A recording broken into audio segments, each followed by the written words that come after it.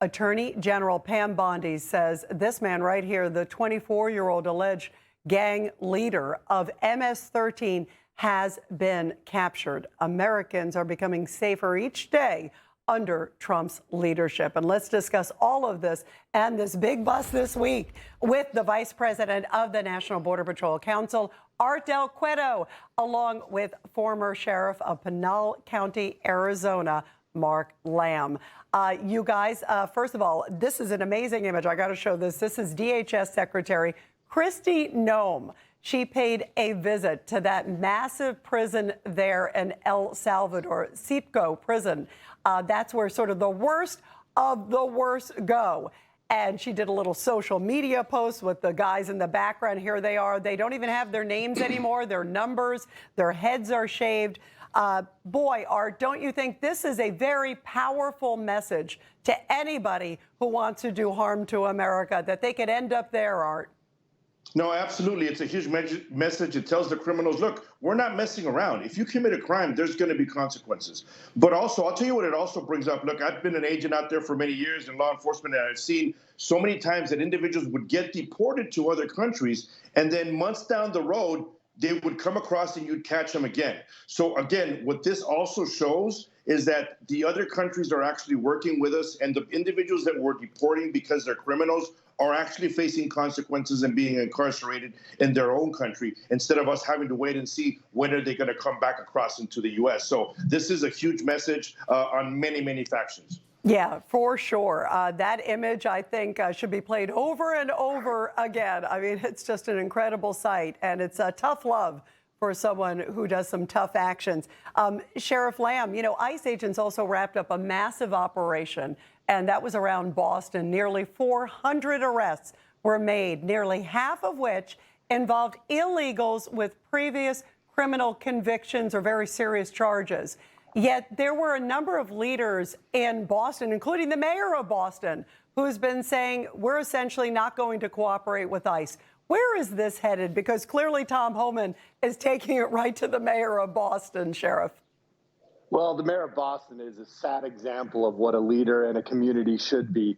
These mayors, Mayor Wu, Mayor Johnson, the mayor out in Colorado, all of these guys are trying to avoid actually doing their job and letting the government come in and do their job. For many years, they fought against states like Arizona and Texas, saying, hey, this is a federal issue. You can't get involved on a state level. Now that the script is flipped and the federal government is actually doing their job, now they want to get in the way. Look, I continue to say they're broaching on violating USC 1824, which says that you cannot conceal, harbor, or shield anybody from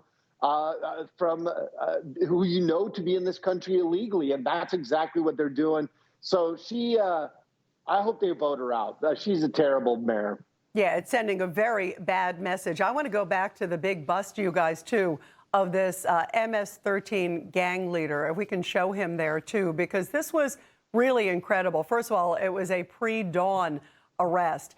And what happened was Pam Bondi was there, Kash Patel was there. It was 5 in the morning. And what's amazing about this, guys, too, is this bust of this guy. He's 24 years old. He's supposed to be the #3 leader in MS-13, which is one of the most ruthless gangs. First of all, Art, that clearly says that they start young.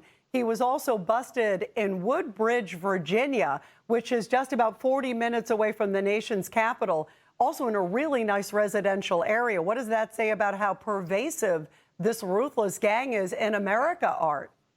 Look, obviously, they start young. They start pushing, individuals into that gang, or what I call it's a terrorist organization, at a very young age. But at the same time, when you're seeing the neighborhoods where they're being apprehended, and also when you're seeing weapons that they have carried, and the pictures and everything else that they boast about, they've been making millions upon millions of dollars the last 4 years because they've been allowed to just run around reckless and with no consequences. So that's a big sign. I mean, it's amazing. It's great that they caught this individual, but obviously we're going to have to wait and see what the fallout is, because every time you apprehend one of these top heads, what happens within their organization is they always have someone to replace them. So they need to keep going forward. We need to keep, striving to get as many of these individuals that we can. But again, it shows that for the last 4 years, a lot of them have entered the country, and the last administration ignored the problem. Yeah, absolutely. It just shows that they were able to roam freely and live among us, which is really